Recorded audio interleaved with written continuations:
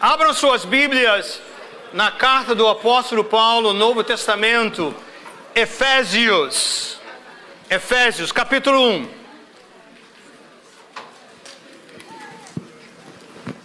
Nós vamos olhar apenas a 4 versos desse texto. Estamos preparados para todos os versos, mas nós vamos fazer apenas 4 versos desse texto. Efésios capítulo 1. Eu vou encorajar você a abrir a sua Bíblia, mantê-la aberta. Se você tem o hábito de anotar, anote. Se você quer fazer também o papel de fazer assim, highlighted, né? Sublinhar, faça-o. Perguntas, dirija, e nós vamos com muito carinho compartilhar com vocês. Quando um filme está para ser lançado, eu sei que a pandemia mudou muito isso, né? Filmes nos cinemas, alguma coisa assim, às vezes até na própria televisão, eles passam meses antes aquilo que nós chamamos de trailers. Há uma palavra em português para esse trailer, que é um gostinho do filme, assim, como se chama isso em português? É trailer mesmo? Trailer mesmo, então é a mesma palavra, trailer, então isso. O que nós vimos aqui hoje, essa experiência maravilhosa com tudo, é apenas um trailer do que está acontecendo, já aconteceu, está acontecendo, vai acontecer nos céus. E esses textos nos ajudam. Porque o que você viu aqui foi um relacionamento declarado publicamente, de relacionamento com Deus e também com a sua família, a sua igreja. Foi o que nós vimos aqui. Agora, Efésios, Paulo, o apóstolo, escrevendo para aquela igreja em Éfeso, que seria naquela região de hoje, nós chamaríamos do país da Turquia. Naquela época, a Ásia Menor, uma província do Império Romano, e Éfeso era um lugar central. E ali havia uma igreja, e ele escreveu para eles. Mas essa descrição, essa palavra é para nós. Por isso está na Bíblia para todos os tempos. Então, vou colocar um verso na tela, Efésios 1:1, explicar. 2, 3, eu creio que nós temos tempo para até o versículo 4, mas faça essa ligação entre o que você viu aqui, experimentou, e o que já está espiritualmente acontecendo para cada um de nós que já colocou a sua confiança em Cristo. Olha só o versículo de número 1, Efésios 1, versículo 1. Paulo, apóstolo de Cristo Jesus, pela vontade de Deus. Então, pergunta, quem é o autor? Paulo. Qual é o seu título? Qual é o seu ministério? Ele é um apóstolo. Agora, até Paulo encontrar Jesus, Paulo não foi um dos 12 discípulos que foi chamado para estar com Jesus e caminhado com Jesus. A sua conversão foi mais tarde. Antes da sua conversão, ele foi muito duro com os seguidores de Jesus. Ele não era um apóstolo, ele era um perseguidor. E não era perseguidor apenas de ir atrás, prender com o apoio das autoridades, mas também de tirar a vida. Começa lá no capítulo lá de 8 de Atos, falando que ele estava ali autorizando que Estevão fosse apedrejado. E depois ele está indo para a Síria, estava em Jerusalém, está indo para a Síria, mesmo país de hoje, Damasco, estava indo para lá com cartas para prender mais crentes, para perseguir, colocar na prisão. Então um perseguidor. E agora ele não é um perseguidor, porque se encontrou com Jesus. E quando nós nos encontramos com Jesus, a nossa vida se transforma. Nós realmente somos transformados em uma nova criatura. E não é algo que nós fazemos por nós mesmos, não é alguma coisa que vem e eu digo, olha, eu vou ser melhor esse ano. Não é isso, é uma transformação interior, extraordinária, sobrenatural. E naquele encontro, ele foi de Paulo, o perseguidor, e agora ele é Paulo, o apóstolo, um mensageiro das boas novas da graça de Deus. Olhe para a sua vida, seja grato a Deus, encoraje-se, lembrando que um dia você foi, talvez não um perseguidor, mas um indiferente, um desobediente, um extraviado, um que estava longe. Mas Jesus entrou na sua vida e, como a gente canta, ele entrou na minha vida, transformou meu ser, colocou meus pés sobre uma rocha. Aqui estou. Você pode dizer amém para isso? Amém. Ele diz assim, tome posse disso. Todos nós temos. Fulano, antes isto, agora em Cristo Jesus, isto para a honra e glória do nosso Senhor. E ele escreve a quem? Quem é a sua audiência? Aos santos. Ok, pastor, o senhor disse que essa palavra era para a nossa igreja. Pergunta, igreja, quantos santos nós temos aqui?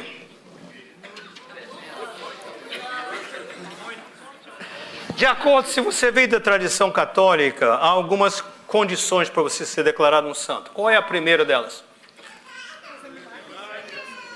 Fazer milagres é uma delas, mas não é a primeira. Qual é a primeira? Você precisa estar morto. Pelo menos 5 anos. Há exceções, mas via de regra para ser considerado para santo, ser um santo na Igreja Católica Romana, você precisa estar morto. Graças a Deus que ninguém está morto aqui, e quem está ouvindo em casa, amém, já não sirvo.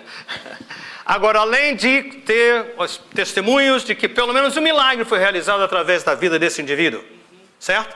Amém? E o terceiro, qual é? Que tenham tido vidas o quê? Perfeitas! Pergunto, quantas vidas perfeitas nós temos aqui? Então o que a palavra de Deus ensina? Se santo não é alguém que já morreu, que não pode errar mais, né? Alguém que já fez milagre, alguém que teve uma vida perfeita. Quem é um santo, de acordo com a palavra de Deus? Santo é aquele que é separado. Você estava lá nas trevas. Jesus vem, tira você das trevas. Esse termo de redenção, redimidos por Jesus, tem a ver com aquele mercado de escravos. Quando vinha alguém para comprar um escravo, ele estava redimindo.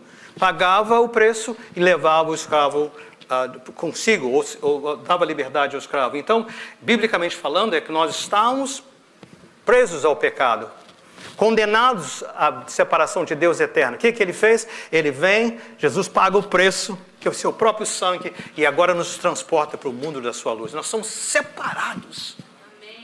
Vasos ainda imperfeitos.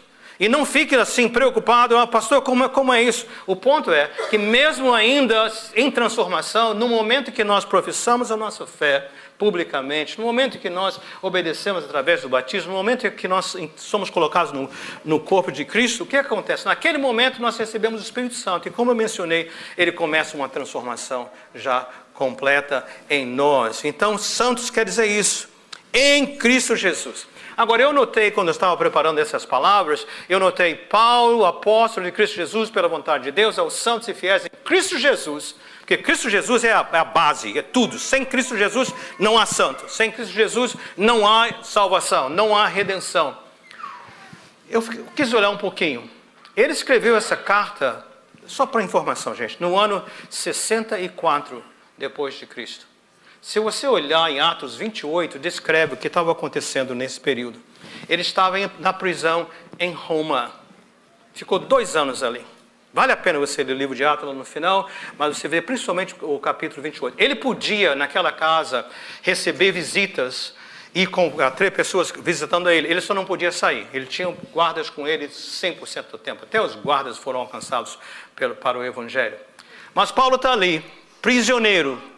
2 anos. Ele foi prisioneiro, foi solto, depois mais tarde foi preso outra vez e ele foi martirizado. Mas nessa altura ele vai estar aí por 2 anos. Mas há algo mais na vida de Paulo que nós sabemos o seguinte, é que ele também, além de perder a liberdade, e o papel dele como apóstolo era ir para todo mundo conhecido pregar o Evangelho. O amor dele, a paixão dele era começar novos trabalhos, novas igrejas, anunciar o Evangelho do Senhor Jesus Cristo. Mas além de ser preso, o Paulo também perdeu a visão. Não podia enxergar. Quando ele foi preso, ele não tem problema. Eu escrevo, metade do Novo Testamento foi porque ele estava na prisão. Efésios é a primeira carta que ele escreveu da prisão. Começou aí Mas depois ele ficou cego. Isso parou o Paulo? Porque a partir daí ele já não escrevia, mas ele tinha alguém que escrevia para ele. E até uma das cartas ele fala assim, olha como eu posso pelo menos assinar o meu nome ao final. Tremendo. Qual é o ponto, pastor? Eu quis fazer assim uma saída, fazer um parênteses, por quê? Quantas palavras de reclamação você está vendo aqui nesses versos, e nos 6 capítulos de Efésios, e nas 13 cartas de Paulo. Quantas palavras de lamentação pelas suas circunstâncias que você encontra aí? Quantas? Nenhuma! Eu sei que estamos vivendo momentos difíceis em tantas áreas. Tantas áreas. Aliás, eu gostaria de convocá-los, eu mandei já a informação no nosso grupo de um broadcast para vocês, se você não recebeu, você está convidado. Nessa próxima quarta-feira, às 7 horas, vamos ter um encontro aqui de informação e oração sobre as implicações das ordens presidenciais executivas. Como isso nos afeta? Há muito, disse-me disse, há muito informações errôneas. E nós temos que estar bem cientes disso. Não falte, venha estar conosco. Mas informação, oração. Porque nossa confiança não está em país, em governo, em presidentes, em autoridades. A nossa confiança está no Senhor, que é a nossa rocha, é a nossa fortaleza. E nele nós não seremos abalados. Isso tem que ser. Mas me impressiona que o Paulo, nenhum momento, Filipenses, né? Regozijai-vos, não andeis ansiosos de coisa alguma. Esse moço vivia em condições perfeitas? Uma confiança inabalável no Senhor. Então esse é o versículo número 1, ele está saudando. E o versículo 2 ele diz assim: a vocês santos, porque santos, todo aquele que foi separado por Jesus. Você já foi alcançado por Jesus, você é um santo. Em progresso, sendo transformado, mas já um santo, separado para o Senhor Deus. A vocês, graça e paz da parte de Deus, nosso Pai e do Senhor Jesus Cristo. Há 3 realidades aqui, eu não vou poder falar com as 3. No próximo domingo também não poderei concluir, porque no próximo domingo nós temos outro privilégio. Nós vamos ter conosco, pregando nos cultos em espanhol. Ele fala muito bem espanhol porque a sua esposa é mexicana, e ele fala um espanhol perfeito.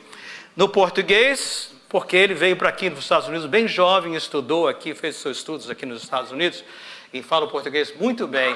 E inglês, porque ele veio para cá jovem e sabe muito bem inglês. Nós vamos ter conosco o pastor Christian Castro, que vai estar pregando 8h30, 10h30, meio-dia e meia, em o nome do Senhor Jesus. Christian esteve conosco lá nos primórdios, né? Da nossa, bem antes, lá dos anos 2000 alguma coisa, foi para ser plantador de igreja, foi ordenado conosco, esteve aqui ministrando até o ano de 2010, ele vai nos visitar nesse próximo fim de semana. Está aí um parêntese, né? Mas aqui 3 verdades. Então quando nós voltarmos, nós continuamos. Versículo de número 3, olha o que ele diz: bendito seja, é uma oração de gratidão, o Deus e Pai de nosso Senhor Jesus Cristo, que nos abençoou com todas as bênçãos espirituais nas regiões celestiais. Mistério. Nós vimos aqui a bênção do dia de hoje. Vemos aqui uma jornada já que vem acontecendo de pessoas que estão entregando suas vidas ao Senhor Jesus, caminhando com Ele. O que ele está falando aqui? Bendito seja o Deus e Pai de nosso Senhor Jesus Cristo, que nos abençoou com todas as bênçãos espirituais nas regiões celestiais. Olha o próximo versículo, 4. Porque Deus nos escolheu. Na semana passada, quando eu me voltei para Ele. No mês passado, quando eu me voltei para Ele. No ano passado, quando me voltei para Ele. Foi isso? Quando foi? Antes da criação do mundo, para sermos santos e irrepreensíveis na sua presença. O que é que está acontecendo aqui? Nós fomos abençoados. Se você olhar em Efésios 2, não vá lá agora, olhe lá em casa, 2, a partir do versículo 1, diz assim: nós todos estamos mortos em nossas transgressões e pecados. E nós estamos debaixo da autoridade, do poder deste mundo, escravizados pelo sistema ao nosso redor. Nós estamos escravizados pelo Satanás, o príncipe desse mundo. Mas o versículo 4 dá um grito: mas Deus, em sua riquíssima misericórdia, o que Ele fez? A palavra diz assim: Ele nos vivificou. O paralelo tem que ser que quando Deus criou ali Adão, Ele fez Adão do pó da terra. Adão estava inteirinho, mas não tinha vida. Então Deus vem nas suas narinas e sopra vida. Esse é o paralelo. Nós, até que Jesus nos encontrasse, Ele estava Nós estávamos mortos. E Deus veio, por causa da sua misericórdia, Ele veio e nos deu vida. E agora, com o entendimento aberto, nós podemos, pela fé, receber essa graça do Senhor Deus. Essa notícia aqui, e eu vou estar chegando à conclusão, essa notícia aqui me empolga, porque às vezes eu pensei comigo, né? Foi no mês de dezembro, dia 10 do ano 1970, às 4 horas da tarde, lá na Praça São Pena, no Rio de Janeiro, que naquele dia eu entreguei a minha vida ao Senhor Jesus. Mas o que é que esse texto me diz? Quando é que o Senhor Jesus colocou os seus olhos na minha pessoa? E antes de quando? Um ano antes, um mês antes daquele dia? Quando eu nem existia em pensamento para o ser humano. Toma posse disso. Porque isso tem a ver com a nossa identidade. Porque às vezes nós pensamos, eu não tenho valor, olha a minha circunstância, olha de onde eu vim e tudo mais. Eu queria que você soubesse que você foi abençoado por Deus nas regiões celestiais. E ao falar isso, ele está dizendo no mesmo texto, fala lá, que ele nos vivificou, pela graça sois salvos, mediante a fé, não vem de vós, é dom de Deus, para que ninguém, não vem de obra para que ninguém se glorie. E ele diz, ele nos fez, não só nos vivificou, mas nos fez assentar nas regiões celestiais, nesses lugares extraordinários, ao lado de Jesus. Nós podemos estar em luta aqui, nós podemos estar em confusões aqui, nós podemos estar em desafios aqui, mas espiritualmente o Senhor Jesus já nos deu vida e nos fez assentar nos lugares celestiais. E é daí que nós operamos, é aí que nós, com a confiança, com tudo que nós temos em nós, então nós somos abençoados. Antes, olha o versículo de número 4 outra vez, mais uma vez, por favor, Ricardo. Porque Deus nos escolheu nele antes da criação do mundo para sermos santos e irrepreensíveis. Nos abençoou, nos escolheu. Eu me lembro, na época que eu estava na escola, eu lembro que tinha assim, primário, né? Ginásio, tinha admissão. Não tem ninguém que vai se lembrar dessa tinha alguns, né? Tinha primário, depois admissão, depois ginásio, depois científico.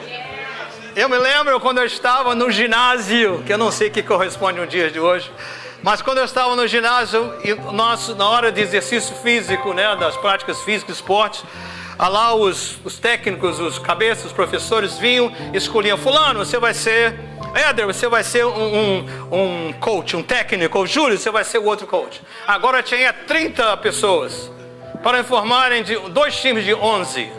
Os 30 estão ali, né? Então agora 28 estão ali disponíveis. Aí vem o Éder, e o Éder olha e fala assim, quem é bom? Que esporte que é? Ok, esporte é futebol. Quem é bom no futebol? Eu quero ele. Quem é bom? O Júlio, a mesma coisa. Quem é bom no... Eu me lembro naqueles momentos ali, uma agonia.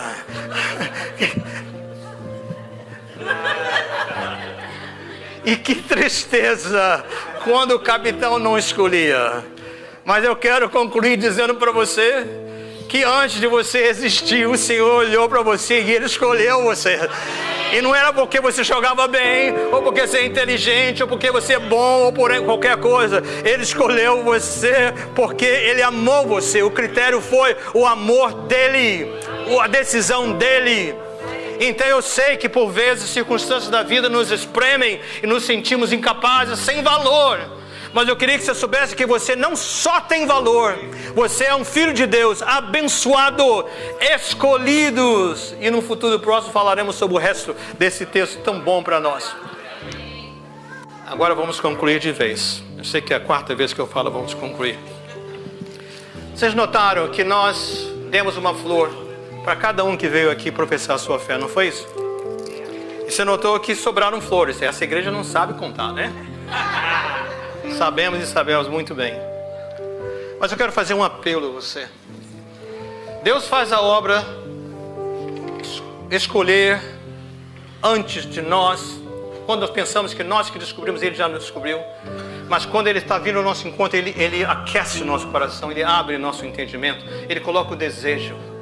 Não olhe para as suas limitações. Olhe para o chamado do Senhor. Eu quero fazer um apelo a você. Você que ainda, talvez já conheceu o Senhor Jesus, mas não está entregue das mãos dele. O que lhe impede de hoje marcar esse momento dizendo: Senhor, eu sei que o Senhor está à minha procura desde antes de eu existir, mas hoje meu coração sente, o Senhor moveu, eu respondo dizendo: eis-me aqui. Eu queria dar essas rosas para pessoas que ainda não tomaram esse passo de fé. É impossível você vir para Jesus e não fazer parte de uma família. Jesus, família, estão juntos. Família de Deus, estão juntos. Então, se você está aqui, ou ouvindo de casa, e o seu desejo é dizer: Senhor, o Senhor tem estado à minha procura por tanto tempo, só agora que eu me dei conta disso, eu quero me entregar ao Senhor. Se há alguém aqui, eu queria lhe dar essa rosa e orar com você e por você, que ainda não tomou esse passo. Você pode vir até o altar? Venha em nome do Senhor Jesus. Eu não vou delongar esse pedido. Alguém que vem? Muito bom, Júnior. Fique aqui. E fique aqui à frente, quero orar com você. Há mais alguém? Nós não vamos demorar. É um passo de fé. Talvez alguém que você conheça diz: olha, eu vou contigo. Amém. Graças a Deus.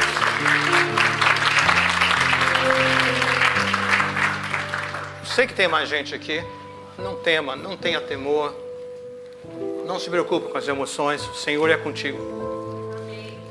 Não quero prolongar mais. Se você tem mais alguém aqui, esse é o seu momento. Se você já é parte da igreja, graças a Deus. Oi, Flaviana. Oi. Fala o seu nome para mim. Como? Carol do Júnior, né? Casa completa, né? Há mais alguém aqui em nome do Senhor Jesus? Ainda tenho flores. Não venha pelas flores. Venha pelo Senhor das flores. Essa flor vermelha simboliza o amor de Deus. Nosso amor também. Nosso amor é imperfeito. O dele é perfeito. Há mais alguém?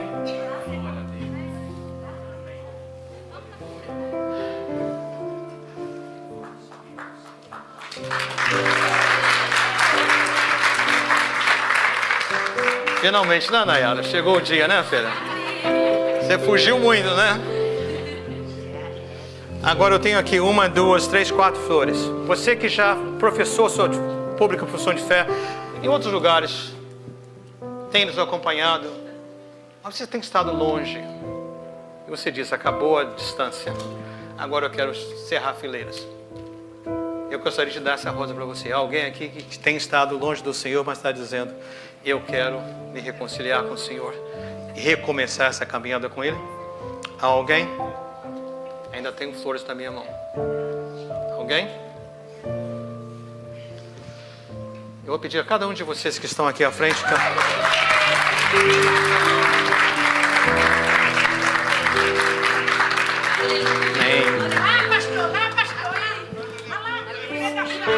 Cadê?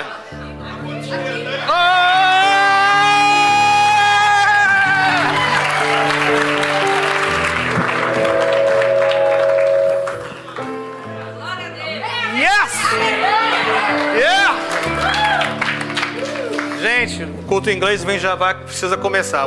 Nós temos mais 2 rosas ainda. Quem são essas pessoas que estão ouvindo o Senhor, estão lutando e resistindo? Você sabe que não dá para ficar morno, precisa ser quente. Dou-lhe 1, dou-lhe 2. Você pode falar comigo depois, em nome de Jesus. Igreja, fique de pé.